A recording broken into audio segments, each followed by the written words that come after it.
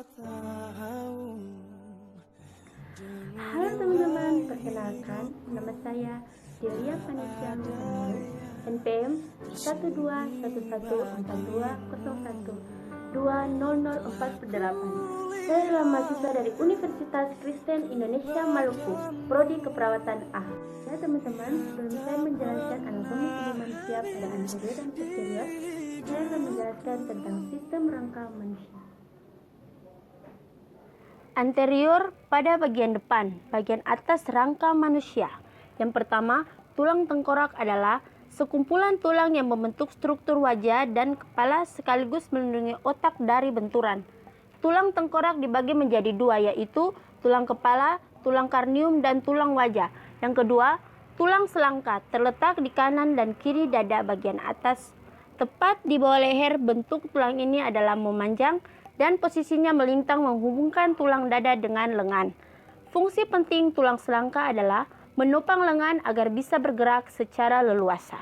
Yang ketiga, tulang dada atau sternum merupakan tulang yang berbeda di tengah-tengah dada dan berfungsi melindungi organ-organ yang penting dalam rongga dada, yaitu jantung dan paru-paru. Yang keempat, tulang rusuk atau iga adalah bagian tubuh yang memiliki fungsi sebagai pelindung organ-organ vital seperti jantung dan paru-paru. Yang kelima, tulang lengan atas atau humerus adalah untuk gerak badan atas manusia. Yang keenam, tulang pengupil adalah tulang panjang dalam kurung tulang pipa yang menyusun lengan bawah memanjang dari sisi lateral dalam kurung menjauhi garis tengah. Jika ke arah ibu jari, pergerakan tangan. Yang ketujuh, tulang hasta atau ulna merupakan tulang panjang di bagian medial lengan bawah sejajar dengan tulang pengupil. Fungsi tulang hasta adalah untuk mendukung aktivitas tangan secara keseluruhan. Yang kedelapan, bagian bawah. Tulang paha atau femur adalah bagian tubuh terbesar dan tulang terkuat pada tubuh manusia. Yang kesembilan, tulang lutut atau patella adalah tulang berbentuk segitiga dan tebal yang akan bersendi dengan tulang paha dalam kurung femur. Fungsinya adalah membongkar dan melindungi sendi lutut. Yang kesepuluh, tulang betis atau fibula merupakan tulang panjang tipis yang terletak di bagian belakang bawah tungkai. Tulang yang berdampingan dengan tulang kering atau tibia ini memiliki peran penting dalam menstabilkan pergelangan kaki dan mendukung otot-otot kaki bagian bawah. Yang ke-11, tulang tibia atau kering untuk menopang berat tubuh dari lutut hingga pergelangan kaki, sementara tulang betis memiliki fungsi dalam mendukung tulang kering. Yang ke-12, tulang ruas jari kaki sebagai pembentuk struktur jemari. Tulang jari pada manusia juga berguna sebagai rangka anggota gerak bagian atas tubuh. Posterior merujuk pada bagian belakang. Yang pertama, tulang tengkorak yang sudah dijelaskan pada anterior. Yang kedua, tulang belikat atau spakula. Tulang berbentuk segitiga yang terletak di bagian belakang bahu atau punggung bagian atas. Yang ketiga, tulang punggung atau vertebrata. Jenis tulang pada bagian punggung yang berus-ruas dan dimulai dari bagian tengkuk hingga ke bawah. Yang keempat, tulang pinggul merupakan persendian yang menghubungkan tulang paha dengan tulang panggul.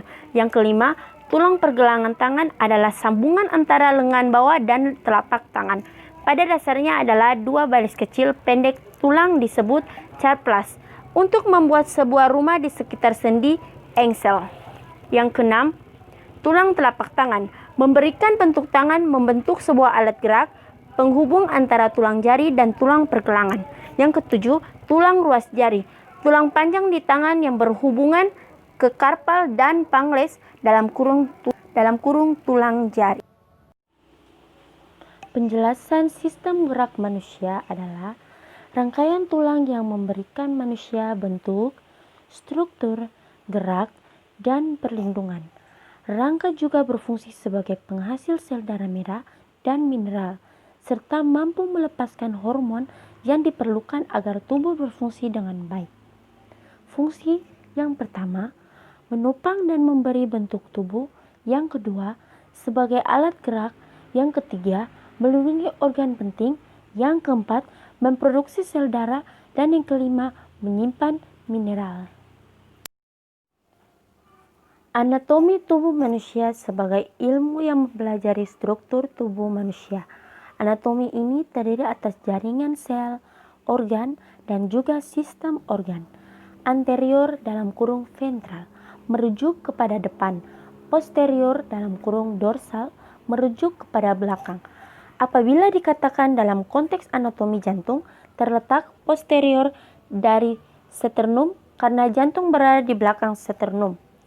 Anatomi organ tubuh manusia. Yang pertama, sistem rangka sebagai penggerak, penopang, dan juga memberikan bentuk tubuh. Yang kedua, sistem otot sebagai pembantu pergerakan aliran darah dan juga fungsi tubuh yang lain. Yang ketiga, sistem darah terdiri atas pembuluh darah, jantung, dan sebanyak 5 liter darah dibawa oleh pembuluh darah. Yang keempat, sistem pencernaan. Sekelompok organ bekerja sama dalam penerimaan makanan, lalu mengubah dan juga memprosesnya. Yang kelima, sistem endokrin. Terdiri atas kelenjar yang mengeluarkan sebagian hormon ke darah. Yang keenam, sistem saraf. Penanggung jawab kendali tubuh serta komunitas pada bagian tubuh. Yang ketujuh, sistem pernapasan. Diperlukan oleh sel tubuh manusia untuk tetap bertahan hidup. Yang kedelapan, sistem kekebalan tubuh, menjaga serta menyerang patogen yang masuk ke dalam tubuh manusia. Yang kesembilan, sistem umlifatik, dapat menghilangkan kelebihan cairan getah bening dari mengembalikan ke dalam darah.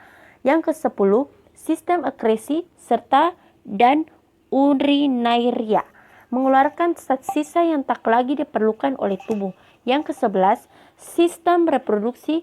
Fungsi dari sistem ini adalah kemampuan manusia dalam memproduksi. Yang ke-12, sistem integumen. Organ paling besar yang ada di dalam anatomi organ manusia yang mampu melindungi tubuh dari dunia luar. Mampu menjelaskan suatu pendekatan dalam menyelesaikan masalah keperawatan. Dalam proses keperawatan teori, keperawatan sangatlah penting diterapkan dalam memberikan asuhan kepada klien, memperhatikan dan memberikan perawatan yang baik. Sistem pencernaan mengubah makanan menjadi nutrisi dibutuhkan tubuh.